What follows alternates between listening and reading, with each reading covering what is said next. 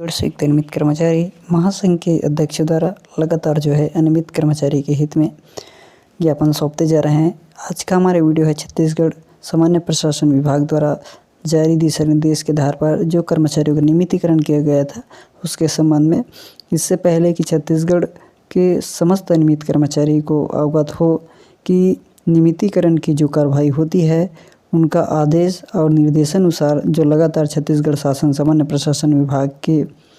जो आदेश जारी होता है उसके संदर्भ में क्या कर्मचारियों का नियमितीकरण संभव हो पाएगा। तो इस संबंध में जो है राज्य सरकार द्वारा जो जारी घोषणा पत्र के आधार पर देखा जाए तो कर्मचारियों का नियमितीकरण संभव है, लेकिन एक तरफ देखा जाए तो सामान्य प्रशासन विभाग की तरफ से तो कर्मचारियों को नियमितीकरण की कार्रवाई के लिए उच्चतम पात्रता होना बहुत जरूरी है। तो छत्तीसगढ़ अनियमित कर्मचारी महासंघ के रवि गढ़पाले जी ने जो यहाँ पर सूचना के अधिकार के माध्यम से जानकारी चाही गई थी, जो कि कुल 7 पृष्ठों में थी और उसे संलग्न कर प्रेषित की गई है। बता दें कि छत्तीसगढ़ संयुक्त नियमित कर्मचारी महासंघ के जो हमारे अनियमित कर्मचारी महासंघ पदाधिकारी रवि गढ़पाले जी द्वारा और समस्त अनियमित कर्मचारियों के सहयोग से जो नियमितीकरण की कार्रवाई पर लगातार आगे बढ़ रहे हैं और यही जो प्रक्रिया है, यही संघर्ष है जो कर्मचारियों को नियमितीकरण की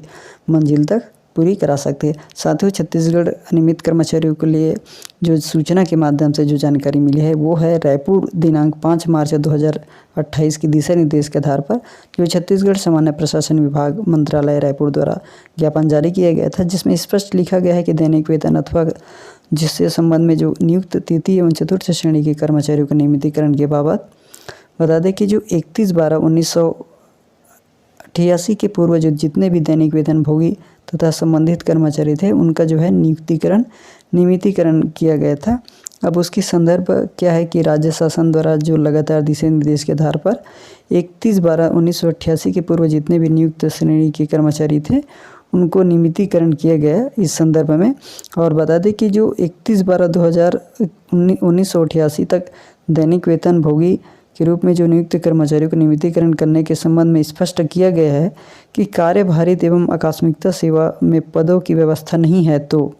यदि कार्यभारित की पद होती है तो कार्यभारित तथा अन्य आकस्मिकता में पदों की व्यवस्था नहीं है तो उन्हें नियमित स्थापना पर लिया जाता है। जैसे कि वर्तमान में आज कई कर्मचारी जो है जिनके पद वहाँ पर खाली है और वो अनियमित कर्मचारी के रूप में कार्य कर रहे हैं तो वहाँ पर उनको नियमित की स्थापना दिया जाना चाहिए। उसी प्रकार से दिया गया है कि जहाँ पर सीट उपलब्ध नहीं है तो वहाँ पर अतिरिक्त पद सृजित किया जाने की कार्रवाई किया जाए। अतः जो दिनांक 31/12/1988 तक के दैनिक वेतन भोगी कर्मचारियों को नियमित करने के संबंध में उक्त परिपत्रों में दिए गए प्रावधान के अनुसार नियमितीकरण की कार्रवाई की जाए। तो जैसे कि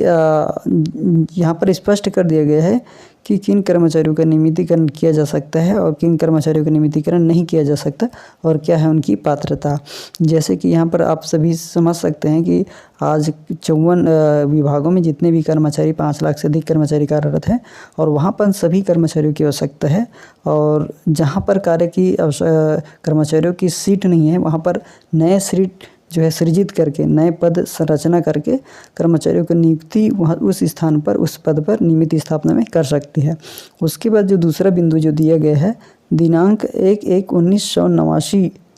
से दिनांक 31/12/1997 तक की अवधि में नियुक्त दैनिक वेतन भोगी तथा संयुक्त कर्मचारी का नियमितीकरण, यहाँ पर 2 बिंदु हो गया। तो यहाँ पर लिखा गया है कि माननीय उच्च न्यायालय के संदर्भ में दिनांक 10/4/2006 को आदेश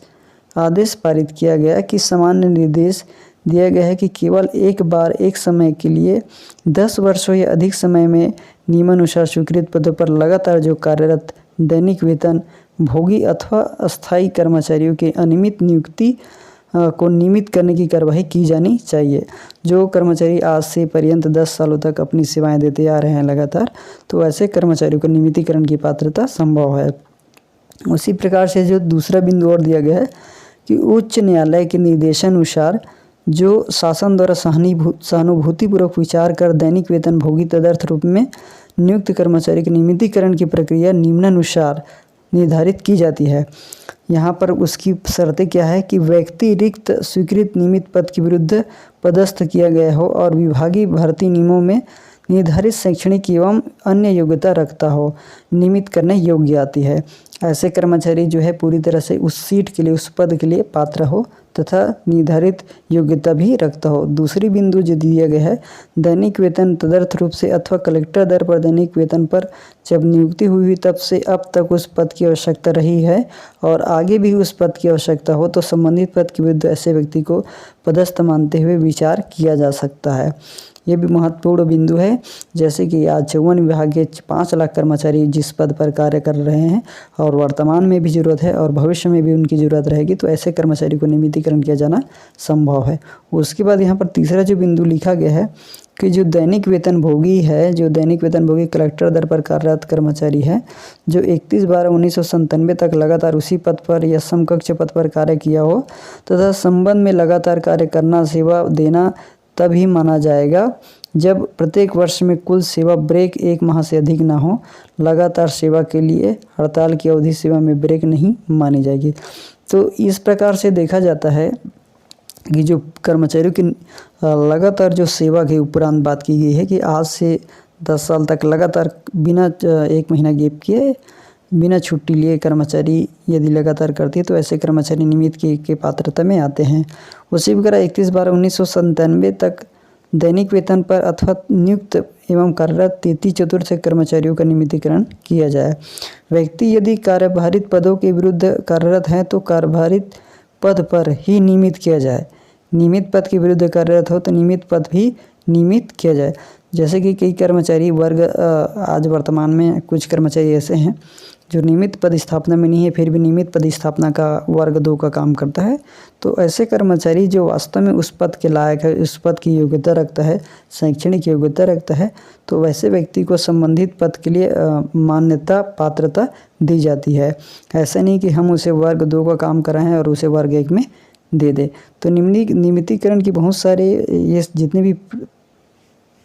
प्रक्रिया है वो पूरी तरह से ये जाहिर करती है कि कर्मचारी को जो नियमितीकरण है वो 10 वर्ष के अवधि के उपरांत ही और अच्छी उनकी कैरेक्टर के आधार पर, उनकी योग्यता के आधार पर, उनकी दक्षता के आधार पर कर्मचारी को नियमितीकरण किया जा सकता है। तो इन 7 पत्र के माध्यम से, 7 प्रतिलिपियों के माध्यम से कर्मचारियों को नियमितीकरण पर अवगत कराया गया है और यहाँ अवगत कराने का जो कष्ट किया गया है हमारे छत्तीसगढ़ नियमित कर्मचारी महासंघ के रवि गढ़पाले जी के द्वारा। यहाँ पर जो कर्मचारियों की अहम जो मुद्दा है नियमितीकरण एवं महत्वपूर्ण मांगे हैं, महत्वाकांक्षी मांगे हैं, उन पर पूरी प्रयास किया जा रहा है और लगातार प्रयास